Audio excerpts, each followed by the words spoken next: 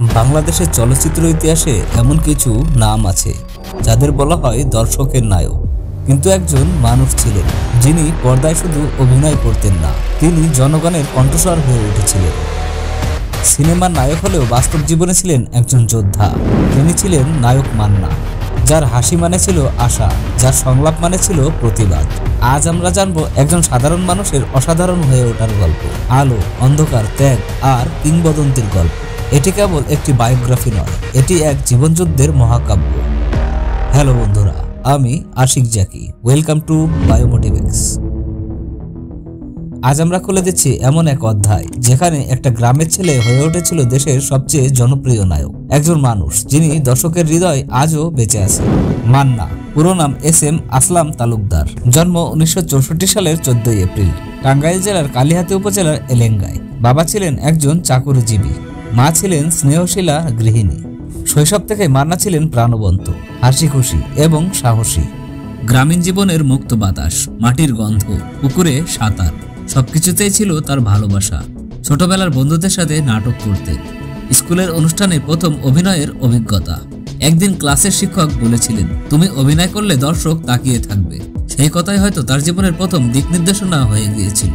School শেষে যখন গ্রামের মাঠে সূর্য ডুবে, মান্না তখন একা একা বসে আকাশের দিকে তাকিয়ে ভাবতেন, একদিন আমিও টেলিভিশনে আসব, মানুষ আমার নাম জানবে। হয়তো সেই শিশুসুলভ স্বপ্নই আজ তাকে ইতিহাসে পরিণত করেছে।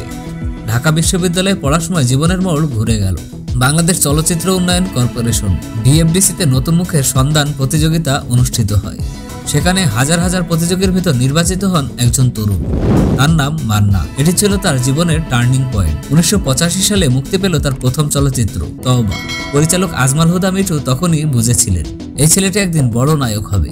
যদিও প্রথম দিকে মান্নাকে তেমন গুরুত্ব দেওয়া হয়নি, কিন্তু দর্শক দেখলো এক অন্যরকম উপস্থিতি, চেহারা দৃঢ়তা, সংলাপে সত্য এবং অভিনয়ে এক ধরনের মানবিকতা। পরবর্তী কিছু বছর তিনি ছোট ছোট চরিত্রে অভিনয় করেন, শেখেন, সংগ্রাম করেন, কারণ তিনি জানতেন অভিনয় শুধু গ্ল্যামার নয়, এটা সাধনা। 90-এর দশকের শুরুতে মান্না বদলে দিলেন বাণিজ্যিক সিনেমার ধারা। দাঙ্গা, লালবদন, আম্মাজান, ভণ্ড, লুটতরাজ, একের পর এক হিট ছবি। দর্শক তাকে দেখতেই চাইত, তার সংলাপে নিজেদের প্রতিবাদ খুঁজে পেত।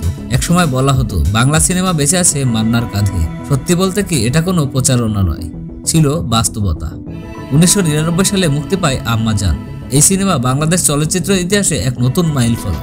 মান্না এখানে শুধু নায়ক ছিলেন না, ছিলেন মানুষের প্রতিনিধি, যিনি মায়ের প্রতি ভালোবাসা, সমাজের অবিচারের বিরুদ্ধে প্রতিবাদ, সবকিছু একসাথে ধারণ করেছিলেন। তার সংলাপ আজও মানুষের মুখে মুখে। আম্মাজান দেখেন, আমি আপনার পছন্দের বউ নিয়ে এসেছি। আপনি একবার শুধু হাসেন। এই এক লাইনে ধরা পড়ে যায় তার আবেগ, তার আত্মা। দর্শক তাকে দেখেছে ভিন্ন ভিন্ন চরিত্রে, কখনো রোমান্টিক প্রেমিক, কখনো প্রতিবাদী বিদ্রোহী, আবার কখনো নিঃস্ব সাধারণ মানুষ। কিন্তু প্রতিটি চরিত্রে মান্না ছিলেন অসাধারণ, সেটা তাকে অমর করেছে। 1988 সালে মান্না বিয়ে করেন শেলী মান্নাকে। তাদের একমাত্র সন্তান সিয়াম আহমেদ মান্না। শেলী মান্না ছিলেন তার সবচেয়ে বড় অনুপ্রেরণা। এক সাক্ষাৎকারে মান্না বলেছিলেন, আমি যা কিছু হয়েছি তার পেছনে আমার স্ত্রীর ভূমিকা ছিল অনেক বেশি। পর্দার বাইরে মান্না ছিলেন বিনয়ী, হাসি খুশি, ধর্মভীরু। মসজিদে নামাজ পড়তেন, বন্ধুদের সাহায্য করতেন এবং সাধারণ মানুষের পাশে থাকতেন। তিনি কখনো খ্যাতিকে অহংকারে পরিণত করেননি, বরং বলতেন দর্শকই আমার প্রকৃত প্রযোজক। 2000 সালের পর বাংলা সিনেমা এক কঠিন সময়ের মুখে পড়ে। পাইরেসি, অশ্লীলতার দৌরাত্ম্য, মানহীন চিত্রনাট্য, সব মিলিয়ে ইন্ডাস্ট্রি প্রায় ভেঙে পড়েছিল। কিন্তু মান্না তখন দাঁড়িয়ে গেলেন একজন সৈনিকের মতো।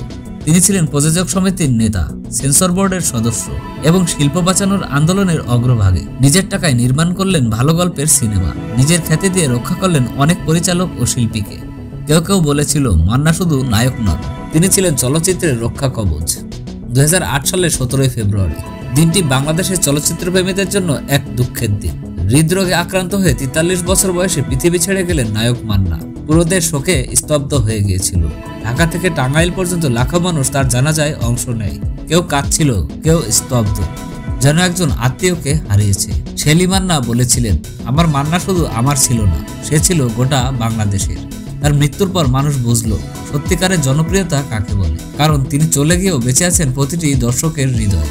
মান্না ছিলেন এমন একজন নায়ক যার জনপ্রিয়তা গ্ল্যামারের কারণে নয়, বরং সততা, সাহস আর মানুষের ভালোবাসার কারণে। তিনি প্রমাণ করেছিলেন বাংলা সিনেমা মরবে না যদি সঠিকভাবে পর্যবেক্ষণ করে। তার জীবনের শিক্ষা একটাই, জনগণের পাশে দাঁড়াও, তারা তোমাকে ভুলবে না। আজও যখন কেউ টেলিভিশনে মান্না সিনেমা দেখে চোখে জল আসে, মুখে হাসি ফোটে, তখন বোঝা যায় তিনি একজন নায়ক ছিলেন না, ছিলেন এক অনুভূতি।